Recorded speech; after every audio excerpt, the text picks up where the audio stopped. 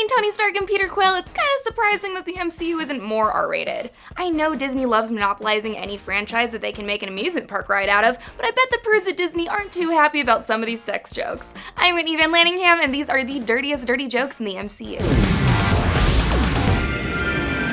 When Tony runs into his least favorite person on the planet, Justin Hammer, he finds out that Justin is being interviewed by Christine Everhart, the same journalist that interviewed him a year ago.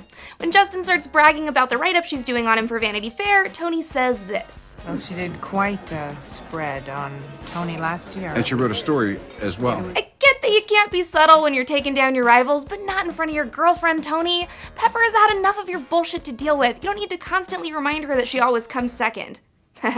Comes second. The new Ant-Man trailer is only 2 minutes long, but like its fun-sized protagonist, it packs a powerful dick joke punch. We catch Ant-Man and Goliath comparing sizes in this clip from the movie. How big did you get? My record, 21 feet. You? 65 feet. 65. Alright, nerds, let's do some dick math here. In my fantasies where I'm f***ing Paul Rudd from Clueless, he has an 8-inch penis. What? I don't want him to crack my cervix, but if I'm gonna f*** a male celebrity, he better be a little above average. So let's be cool and spread the rumor that Paul Rudd has an 8-inch dick. If you convert Paul Rudd's height, 5 feet 10 inches, to inches, you get 70 inches. Let's convert Ant-Man's height. We want to solve for x to find out how inches big in a foot, 65 feet. Ant-Man, you got so we put 252 over over x, and now it's time to cross multiply. So Ant-Man's penis is about 29 inches hard, not soft.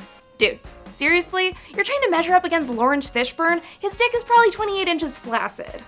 When the Avengers aren't kicking ass and taking down bad guys, they do exactly what you think off-duty superheroes would do. Play with each other's super toys! No, not like that, you perverts. Like Cap's shield, or Iron Man's jetpacks, or Thor's hammer. Beautiful. Clint, you've had a tough week. We won't hold it against you if you can't get it up. That's why they call your dick Mjolnir around me, cause I can always get that baby to rise. When it becomes obvious to the rest of the gang that Bruce Banner and Black Widow are doing some f***ing, Tony takes it upon himself to brutalize them with jokes. You know, like your super friends always do when you have a new bae. Romanoff, you and Banner better not be playing hide the zucchini. All I'm saying is, it better not be the Hulk zucchini Natasha's trying to hide.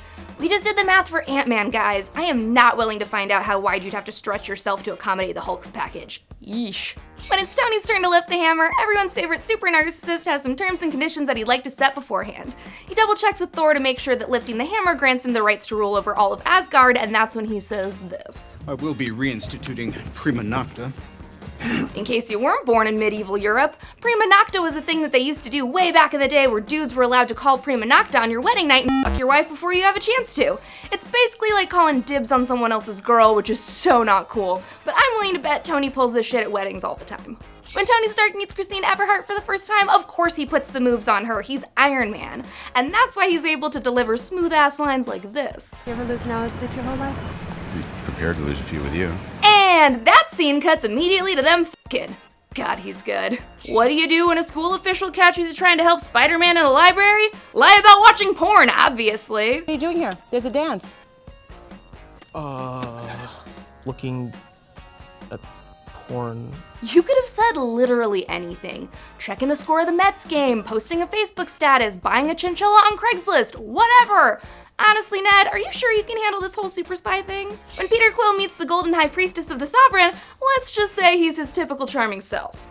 His pickup lines are so smooth, man. How does he do it? I guess I prefer to make people the old-fashioned way. Well, perhaps someday you could give me a history lesson in the archaic ways of our ancestors. Did you see the side eye her handmaiden gave her? Girlfriend knows her friend's getting some later. When Ned finds out that Spidey has super cool web shooter powers, he has a bazillion questions for his best friend.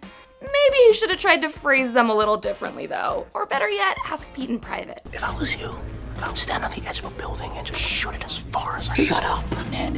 Yeah, I know that was supposed to be a callback to the Tobey Maguire Spider-Man, but it sounded like you meant something else, bud. You know how police officers use black lights to find semen at a crime scene? Apparently, Star-Lord's ship is just one big messy crime scene. If I had a black light, the place would look like a Jackson Pollock painting. In case you're not familiar, Jackson Pollock is the guy who did all those splatter paintings, so, you know, gross. But my question is, dude, Peter, why are you spraying your jizz everywhere like your dick is a fire hose? Pick a spot. Her tummy, her lower back, her titties, whatever. You don't need to get baby juice all over your spaceship. It's nasty and weird. These are my favorite dirty jokes from the MCU, but I want to know which ones I missed in the comments. Like and subscribe to NerdWire, and I'll be back next week to ruin your childhood.